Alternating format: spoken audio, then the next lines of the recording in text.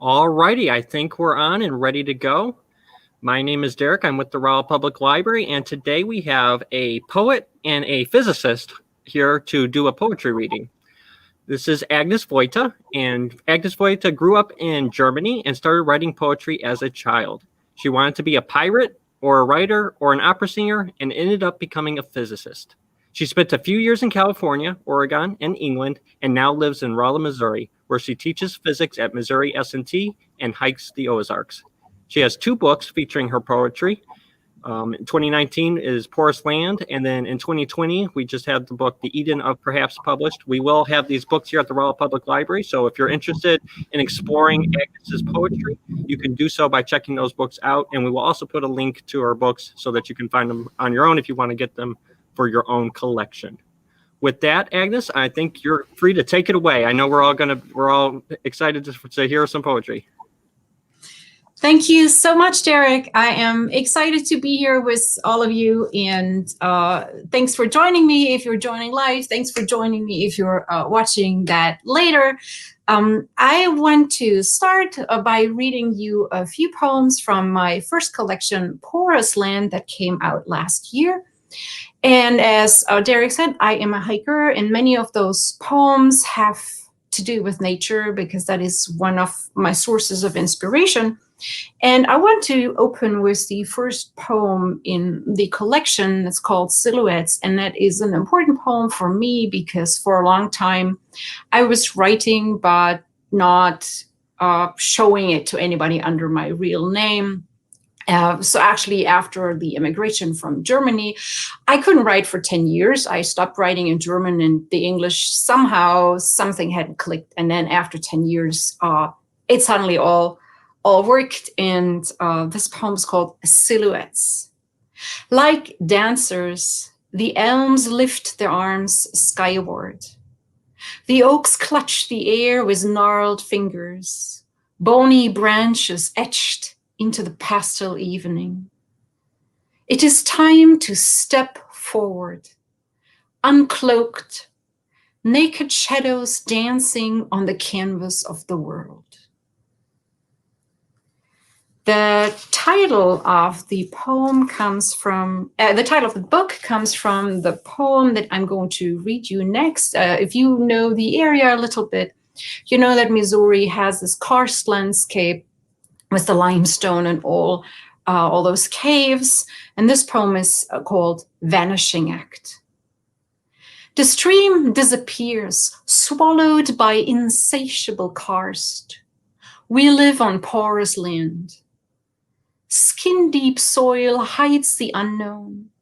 Passages that worm through earth's flesh open into wombs and cathedrals. Flowstone gleams wet like mucous membranes.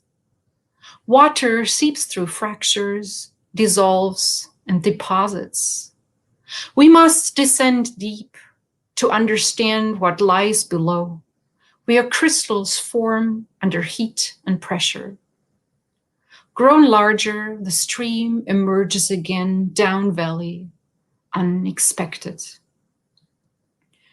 So this book tells a story of loss and acceptance, and that's superimposed on a seasonal arc of nature poems. And I've chosen a few here for you, and I'm going to skip the spring, summer, fall. So I'm going to read more the wintry poems. And then after I read you a little bit from this book, we're going to take a break for question and answers because nobody wants to listen to an hour of poetry straight. And then I'll read you some more from the other book. Journey. We set out a long time ago.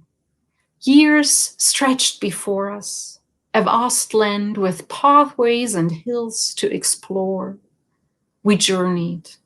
Too soon we are nearing the shore of the sea, where you will embark on the ship to a country I cannot see in my dreams. Sure-footed, you will step aboard and perhaps glance backwards once. I shall remain on the shore, sand slipping through my hands. I watch you sail away on the blue stream of the years, uncharted currents and tides, different than they were on my journey. My tattered maps will be of no use to you, but I gave you my compass. This has to be enough.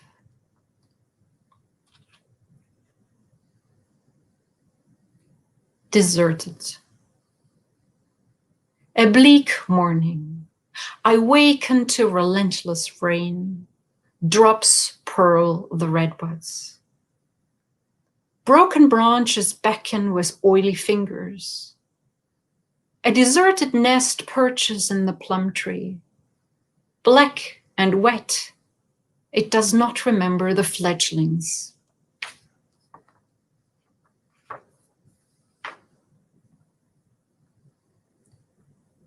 River song. I call to the ageless river who does not justify her existence but just flows. Green river, speak to me. Green river, teach me to turn obstacles into song. Green river, sing to me. Let your many voices take root in my heart.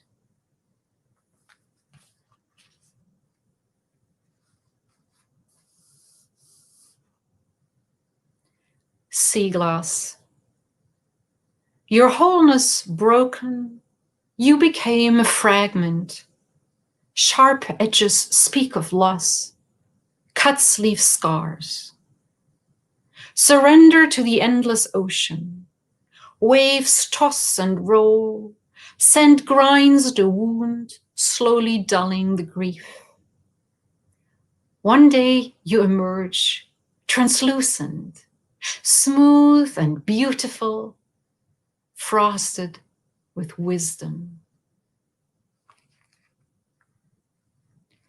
So it's early December now, and this is the time of the year when you can observe the frost flowers. For those of you who don't know what that is, it's not actually a flower. It is an ice thing that forms around the stems of 3 species we have in Missouri: the white crownbeard, the dittany, and stinkweed, which latter I don't know what that looks like.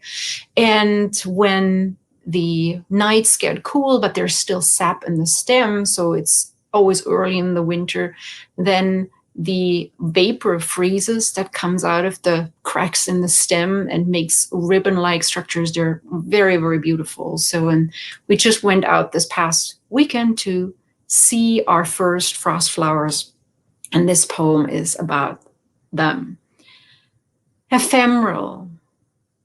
Frost flowers bloom at the feet of white crownbeard, only at the threshold of winter, before the sap retreats to the roots. The stalks exhale. Vapor freezes to ribbons that curl around pale stems like bows of blown glass. White in the morning grass, the most fleeting of flowers, linger longest in the deepest shade.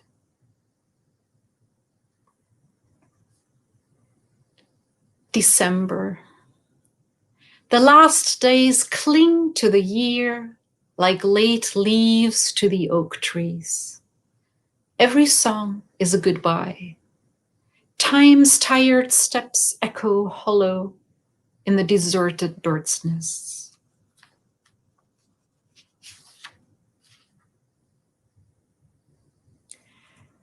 Destiny. Silver-haired, the year rests in the field. Crows gather on the sycamore bones. The day tastes like glass. Winter lurks in the shadows. In brittle glades, papery pods protect the lost seeds. Empty coneflowers stand tall. The goldfinches had their harvest.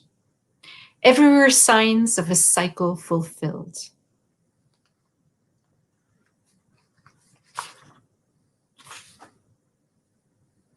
I learn to live with the silence. Thoughts echo in the empty house. I transform your room into my space, place candles and shells on the windowsill. Your books are still on the shelves. Old friends who keep me company and speak of you.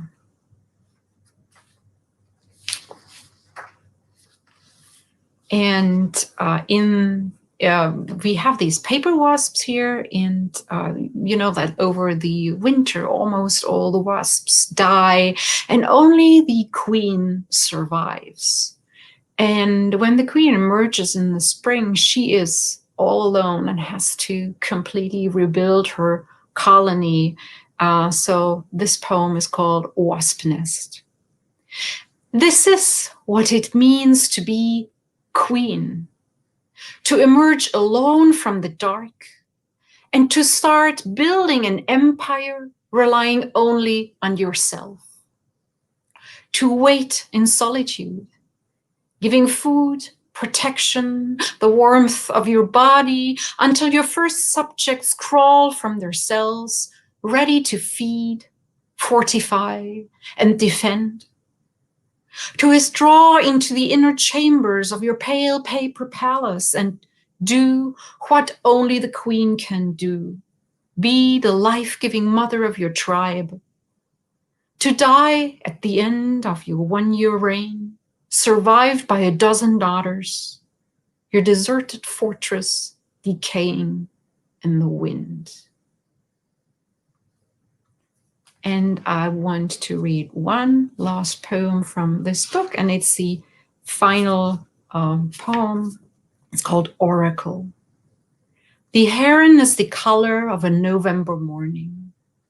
Fog wets the river rocks. Fossils faintly echo a gray past. I shall take one stone home to look through its water-worn hole and perhaps see the future. So let's take a short break for questions. Thanks for listening. So I'll turn this over back to Derek.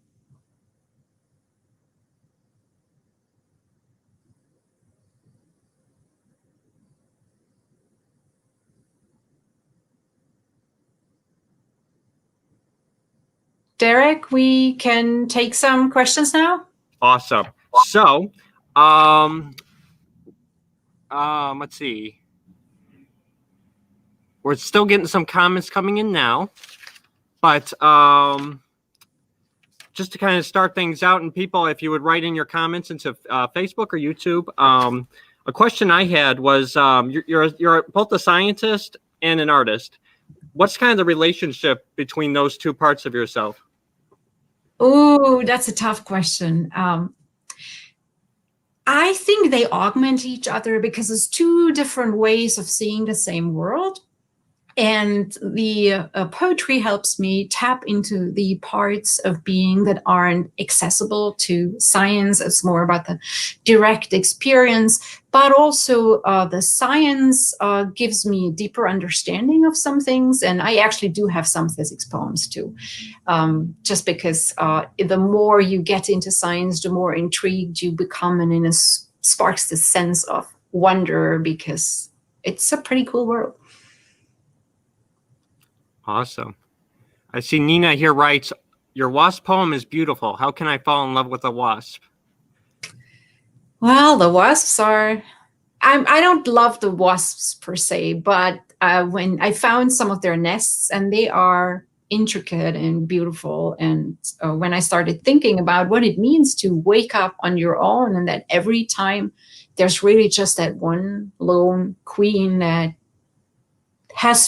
she builds the first cells herself and then lays the first few eggs so that she can just start raising her worker wasps to get the colony going. So, yeah. Nina follows up there. She says, I think science is very poetic, Agnes. Thanks, Nina. And thanks for tuning in. Emily asks, Agnes, how can I purchase your poetry works? Do you have another work in the works?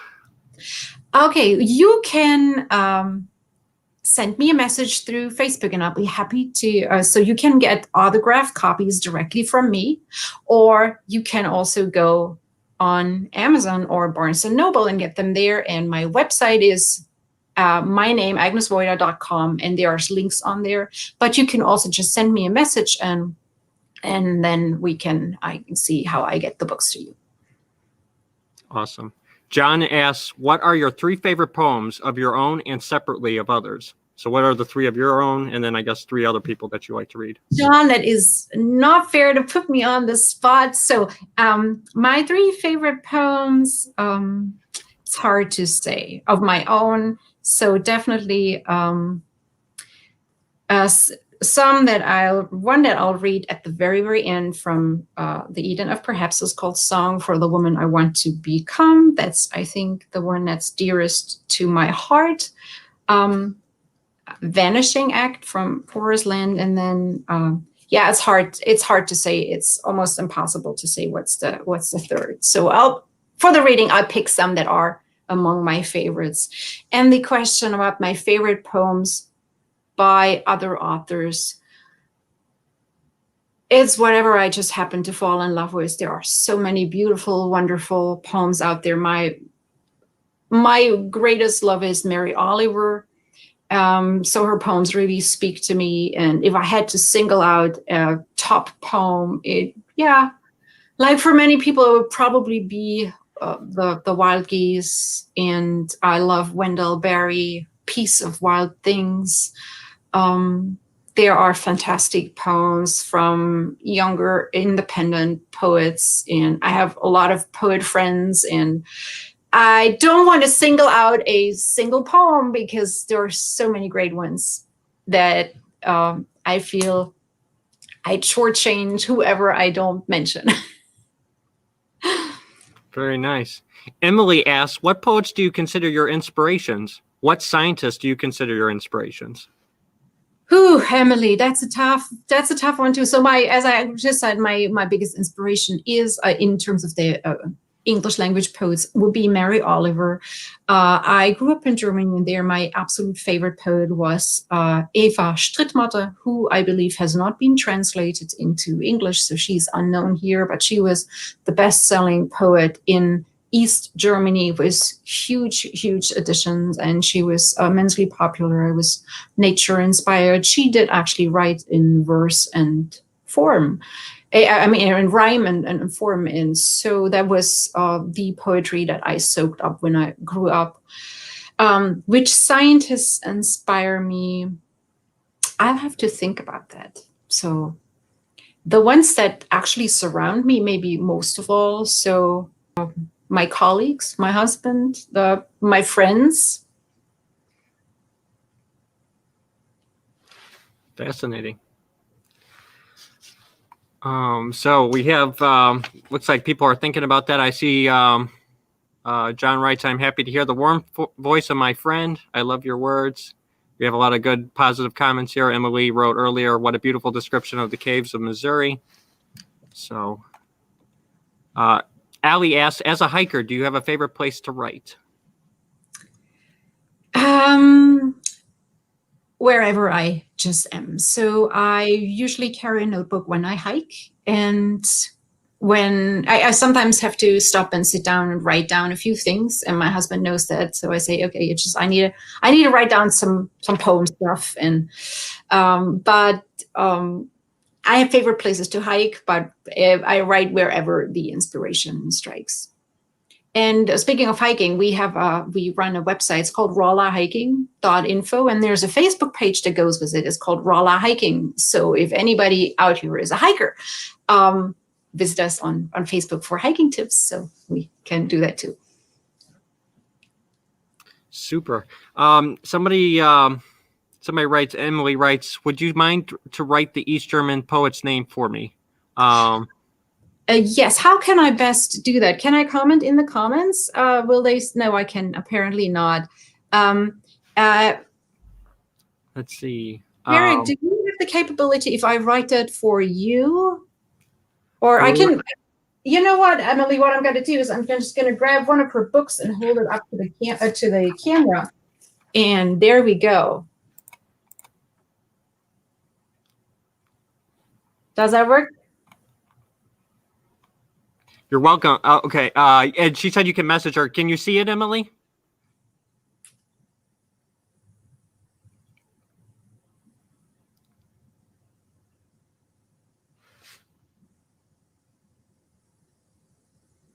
Yeah, I'll figure out a way.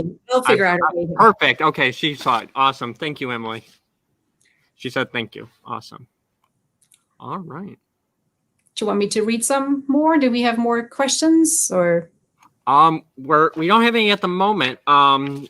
If you want to continue reading, that would be great. Or we could, I could think of some more questions to ask you. But if you're ready, if you are good for reading, I think that would be great. I'll read some more and then we'll do another round. Awesome. So, and just so people know, if you have questions as she's reading or something, a thought occurs to you, just go ahead and leave it in the comments, and then we'll circle back around when she takes questions again, because you're going to take questions again, right, Agnes? Okay. Yeah. Fantastic. Okay.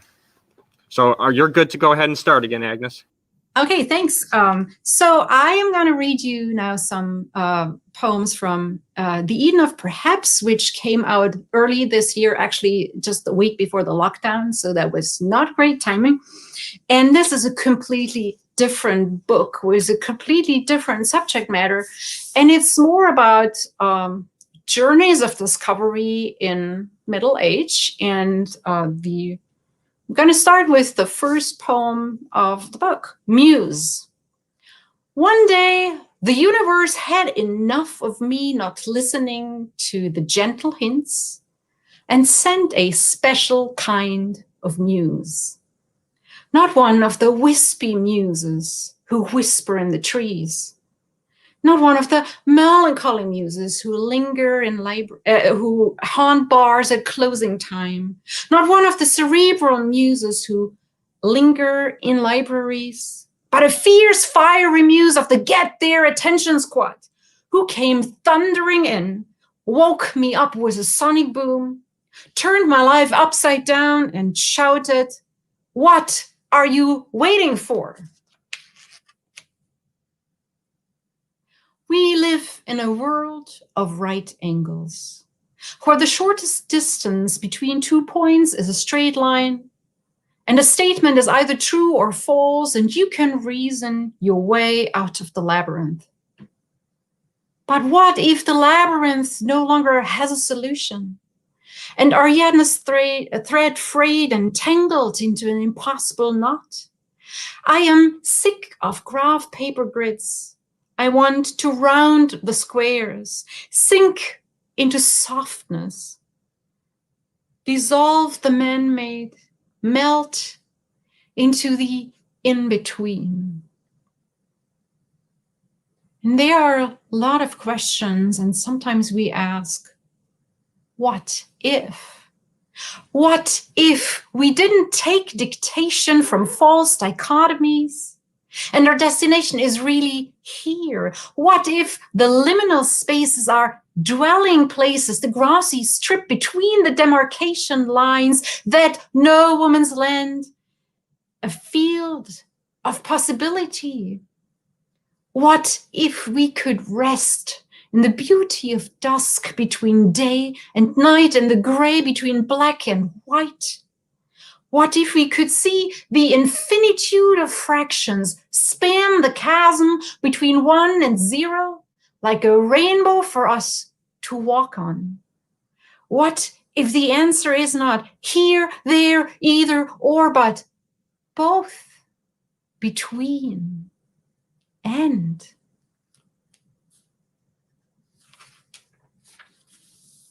And sometimes on a journey of discovery, you discover other sides of yourself. Alter ego. I split open, and a person burst forth whom I did not know. She and I are slowly getting acquainted. She is exciting and frightening, and has much to teach me, but sometimes I wish I could shove her in the back of a closet and forget her existence. Life was simpler before she appeared.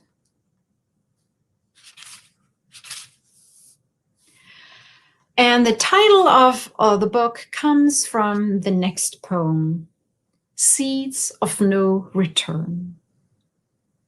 I feast on fantasies, ban the word never from my mind, and let imagination wing me to the Eden of perhaps.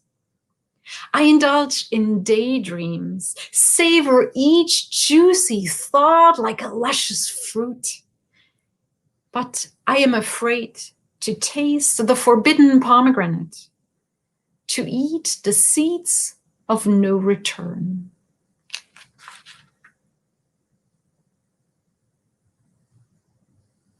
And the more you think and think, the more you realize that sometimes you just don't really fit. Unlabeled. I reject your labels. I do not wish to appropriate a designation I did not deserve, a badge I did not earn.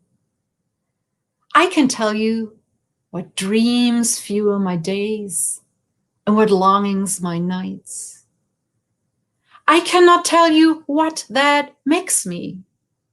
I am both particle and wave, oscillate between the poles, span the continuum of frequencies. I do not fit into your boxes. I am the compass needle that points wherever the magnet is. You cannot use my orientation to define north.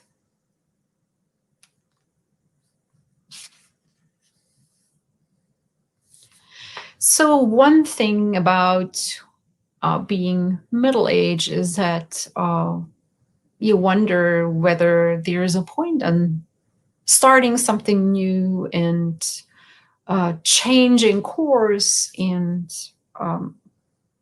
here is a poem for that.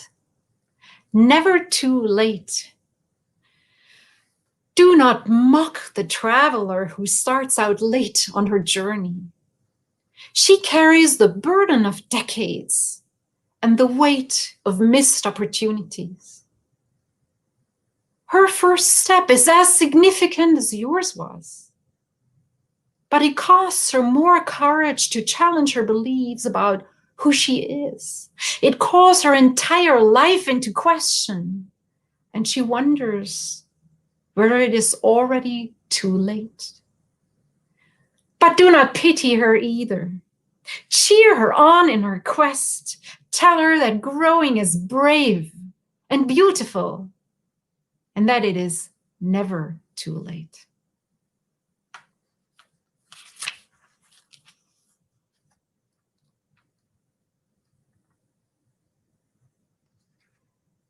Unconditional. I want to purify my love for you.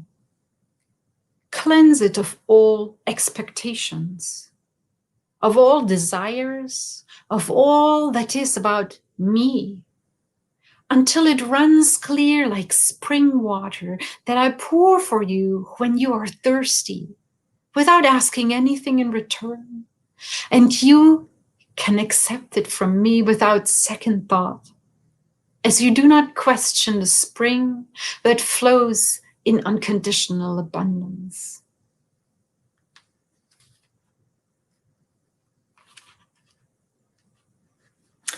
So this next poem, so I wrote all these last year, but this one has resonated with many listeners when I read this during this pandemic, because this has been a hard year for everybody, and in varying degrees. And sometimes we have those thoughts that, things are really hard, but there are people that are worse off. So do I have the right to be sad and complain?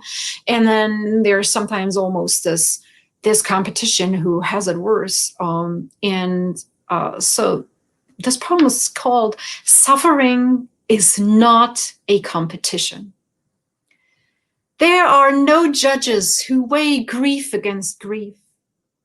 No trophies for the heaviest burden. No ribbons for the most deserving despair.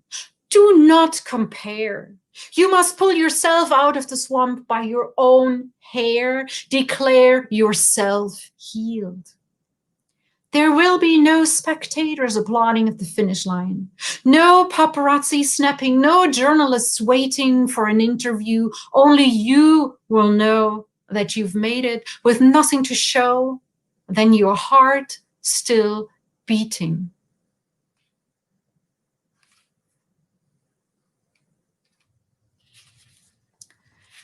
I was fortunate to make a friend last year who was a painter doing a residency up in Bell at the Osage Arts Community, and his name is Greg Edmondson. And he had an exhibition there last fall, and I had written a few poems and actually some songs based on his paintings. And I want to read you one of those. And I'm really excited that Greg and we have a new project together. He's working on a series of paintings on black arches paper, and that's called Dark Matter. And we're going to do a project together with his paintings and my poems based on that series next year at the Smalter Gallery in Kansas City. So I'm really excited about this. And this is a poem based on his painting, Sisyphus Calls It Quits. To walk away from what was your purpose for all this time, to simply let the boulder lie and say, I am punished enough, to turn your back and not stay any longer with the impossible is the impossible. We have imagined you happy with your struggle towards the height, or rather tried to imagine how it could have filled your heart. Now depart from the mountain without backwards glance and dance on the bones of the gods who never deserved your obedience in the first place.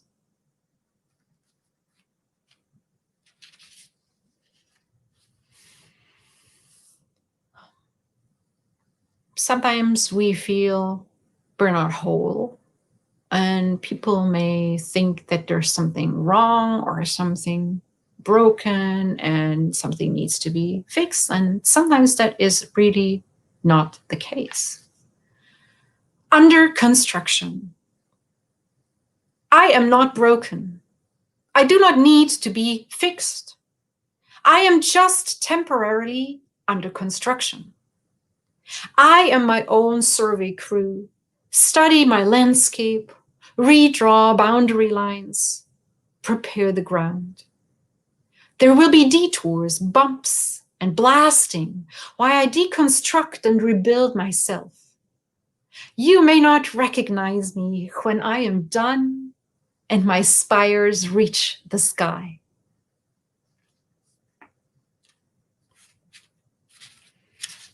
So there's nature in this book too. And this is poems called Peace of the River. I want to spend a year by the river and live in her seasons, wake and sleep each day to her music, smell her mood. I would wake up early to see the mists rise from the water and to watch the great heron wade in the shallows. I would walk on the banks at dusk when the shadows lengthen and wait for the bats to emerge from the cliffs. I would listen to the muddy torrent that rages after the winter rains and warns me to keep my distance, and to her languid green summer voice that beckons me to throw myself into her arms, trusting her to carry me past the jungle bluffs. I would let myself be cleansed and blessed. The peace of the river would fill my soul, and I would have to stay forever.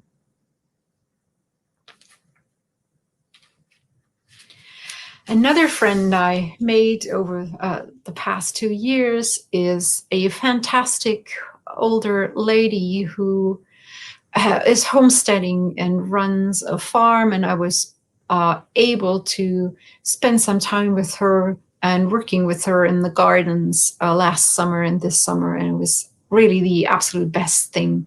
And I have learned so much from her about gardening and about life. She is one of the truly wise people in my life.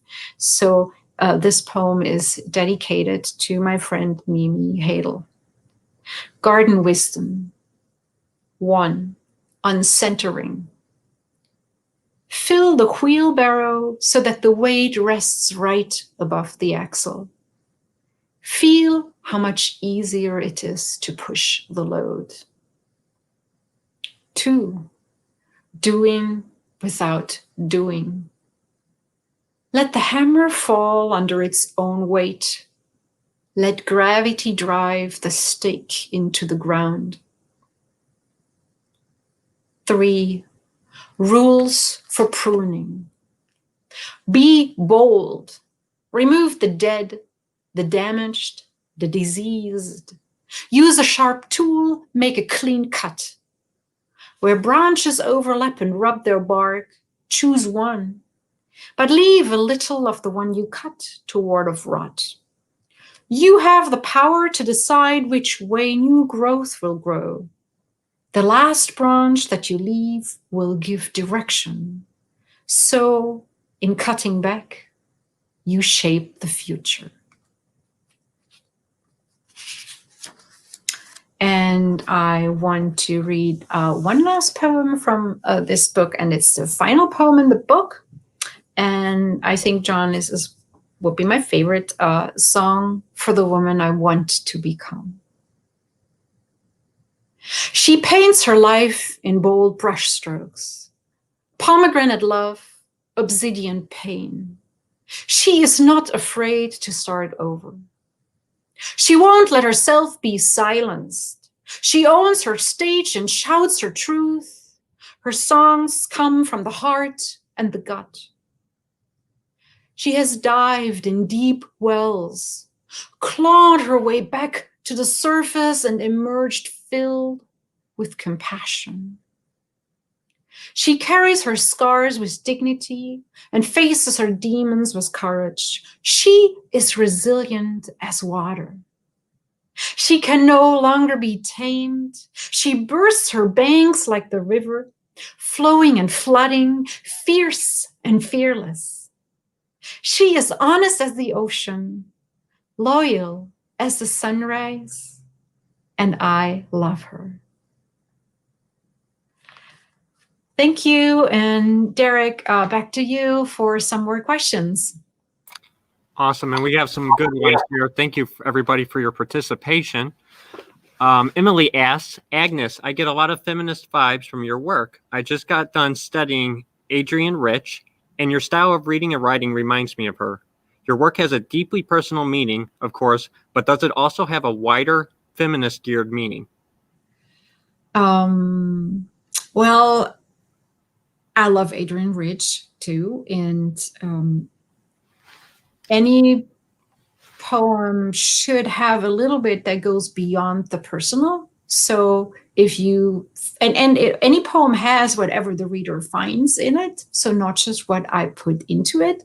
So I am thrilled that you see that there is a wider meaning in there. So absolutely. Awesome. Thank you, Emily, for asking that question. Nina asks, I am interested to know how long it normally takes you to complete a single poem. And do you find it difficult to finalize a collection and let it go? The first question, it varies. There are some poems that emerge fully formed, and they occur to me and I write them down, and then they require barely any editing. And then there are poems where I know what I want to say and where it just doesn't gel, and I go back to them for months and years until they're finished. And some actually never gel and they will be abandoned. So big span. Now with the collections, the first one, I had actually not planned to put those in a collection yet, but I met a publisher and he said, hey, send me manuscript. So I was kind of under the pressure to put it together. And so I put it together and sent it off, and that was easy to let it go. Now with the second book, The Eden of Perhaps, I had, it came together rather quickly because that year when I wrote the poems was a very productive year, but it was very hard for me to curate the collection and to choose what to include and what to omit. And so that was more difficult, but also it was very freeing to just finally send it off and put it behind me and tie it up and let it go.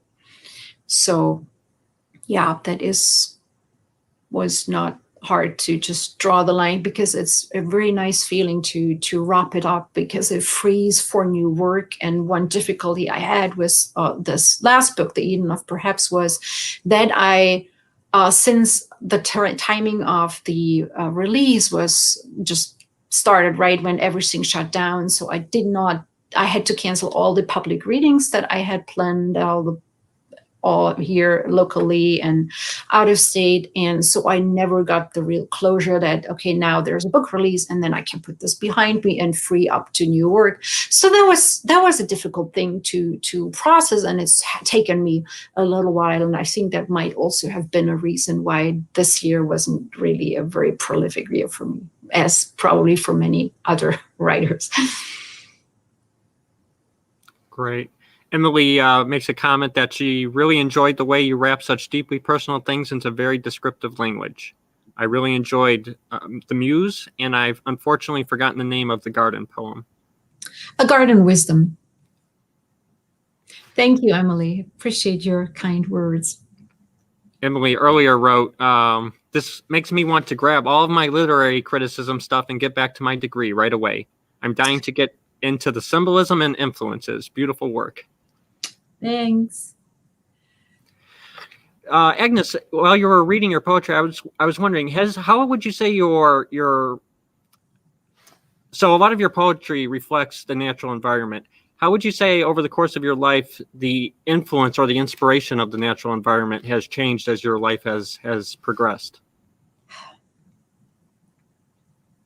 The influence of nature has always been very strong. And then I had this period of drought where I didn't write for 10 years. And when I started again, I really noticed that the writing made me interact with nature differently. It made me more attentive to detail, because you look at things through a different lens. It's like almost like being a photographer on the lookout for a motive. And so I noticed that when I started writing again, that I was observing more deeply and connecting more deeply with the nature. So it just makes hiking more enjoyable now, doing that as a poet. And fantastic.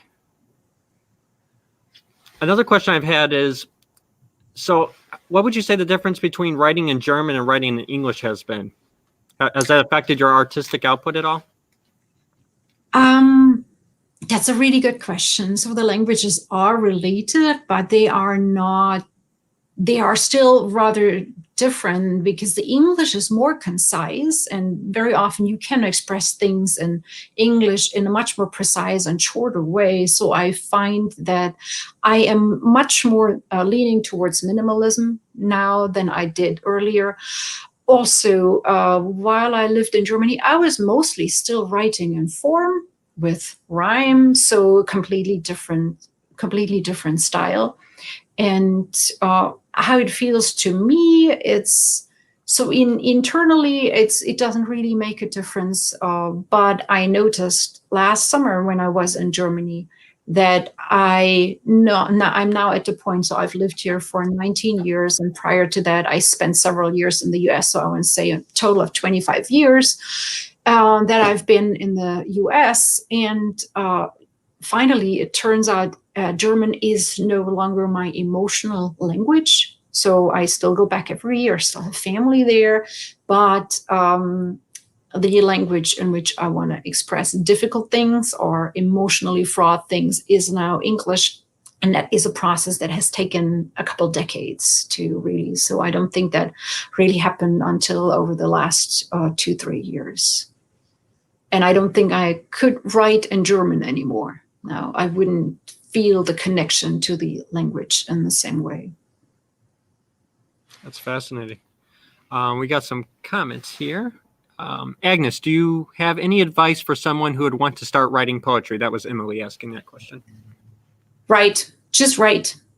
Just write, and do not give a hoot about what other people think is good poetry. You just write what you want to write, and also read, because we learned so much from reading other poets, and it just not just for like getting technically better, but just it's so enriching to see what people do with language and what different kinds of poetry are out there. So that would be my advice. Just write. Now, I know some people say have a daily writing practice and show up at the page.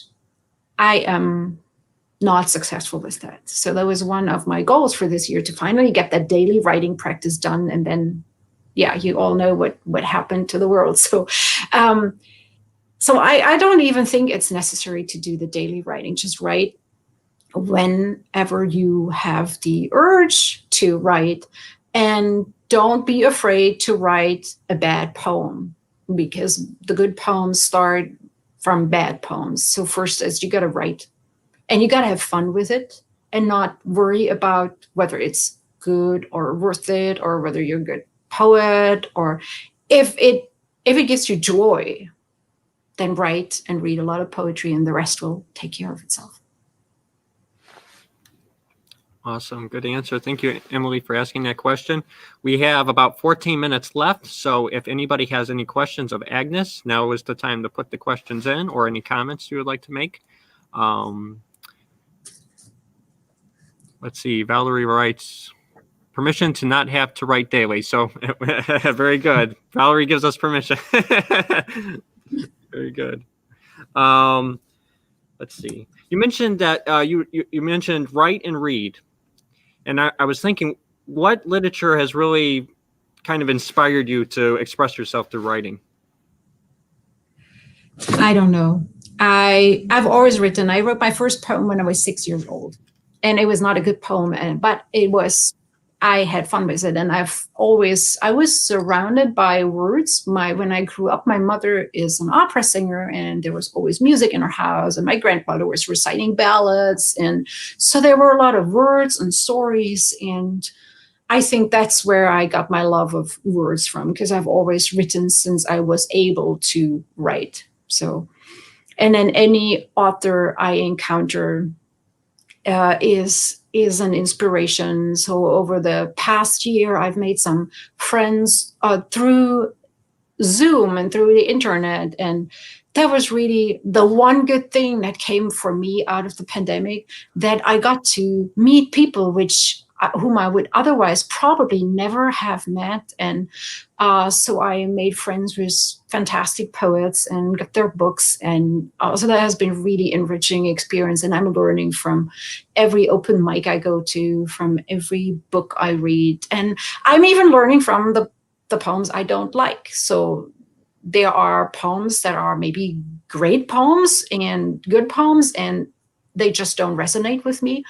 But I learned from them too. And one thing I learned over the past few years is also that you gotta write what you want to write and be who you want to be, and not be tempted to imitate what you think you should be writing, because that's not authentic, and that in the end is not fulfilling. So while it's very educational to experiment with imitation and write in different styles, ultimately I find that I really write what I want to write. And so as you see from my poetry, I'm not one of the gnarly people. So I don't write the dark, urban, gritty stuff, because that's not me. And so it's really helpful to hear so much different poetry and read so much different poetry, to also find out what you're not. Very good. Interesting. Emily writes that you are awesome, Agnes. I have to go though, unfortunately, but thank you so much for reading today. Thank you, Emily, for being here. Thank you, Emily. Thank you so much for coming. Valerie asks, what motivates you to begin a poem? Do you believe the poem leads you, or do you lead the poem? Oh, the poem totally comes to me. So there is something that needs to be coming out. And I found that when I have a thought where I think I really need to express and I really need to write these poems, these are the ones that are sticky and that may take months when I try to force it. And the ones that find me, they're the ones that are easy. And then there's middle ground in between. So I'm working on some poems about the immigrant experience. And that's sticky going, and I feel I have a lot that I want to express about living in two cultures, living with family overseas, living with the dilemma of aging parents overseas, and navigating all that. And they're tough going because I know they will be coming out, but they're not ready to be born, I feel. So I cannot force them. I'll have to wait until they're ready to be birthed.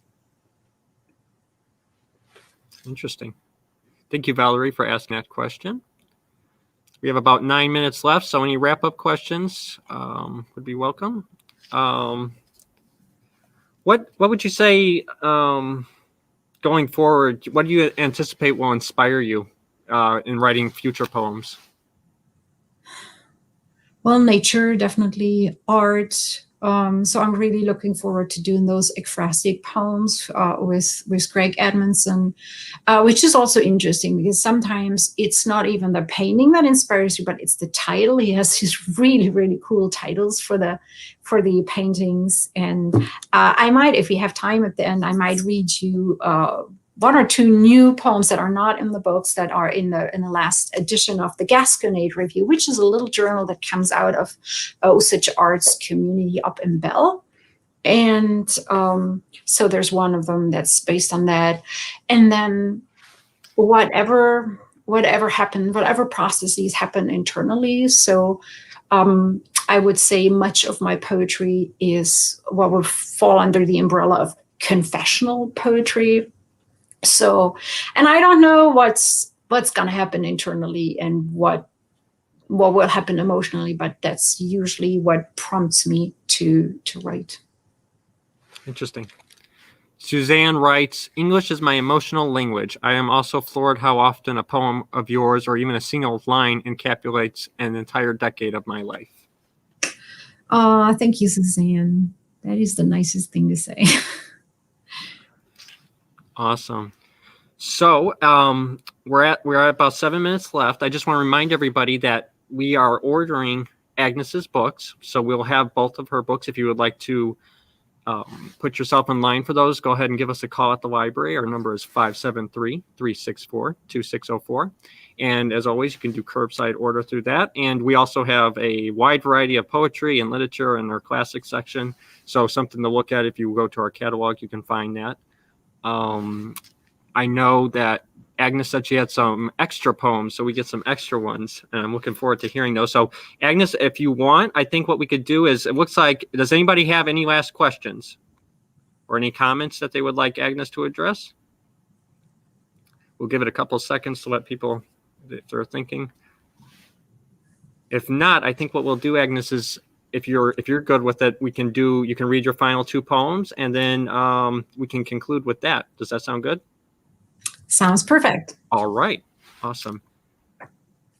I'm not seeing anything. I want to thank everybody who participated. It was some really great questions, I think, anyway. And I really enjoyed reading what people thought. So I think with that, are you good to read us those extras? All right. Awesome. So I will let you read those two final poems. And this Dresden is my hometown, and this poem is called Vineyard in Dresden. The path between the ivied walls is paved in sandstone. Grass grows from the cracks. I follow the trails of childhood. The cobweb door has not been opened in a long time. But someone cleared the steps leading to it. I climb the stairs into the vineyards. Breathe history, mine and the land's. Lush and green, the grapes promise a rich harvest. Below, the river sings a love song to a city that is no longer mine. 18 years change a person and a place. Not even the trees are the same. The drought felled the old oak in the clearing we called the Witches' Dance Hall. But the hills and the river are still there, and dearer to me than the castles and cathedrals that lure the tourists. And the summer light through the maples remains unchanged, as all else grows old and distant. And my final poem is based on a painting by Greg Edmondson and is called Laying Old Ghosts to Rest. Ghosts are heavy. Carrying them is weary work. If you try to shake them off, they grip harder. But it is time. They too have grown tired of you. You can sing them to sleep with the right incantation. Don't sigh or say, if only. Don't look backwards. Dig a grave. Soften the ground with water, not tears. Tell them you'll miss them for a while, but you'll be okay on your own now. Gently loosen their grip. Be firm and kind. Hold their hands for a moment. Carry them in your arms with tenderness, like children. Lay them down softly and start humming the happiest song you know. Cover them with flowers. Thank you, everybody who came to listen. Thank you so much for sharing the afternoon with me. Thank you, Derek, for your kind comments and your introduction. Thanks, everybody at the Rolla Public Library for inviting me. I really enjoyed being here. So thank you very much.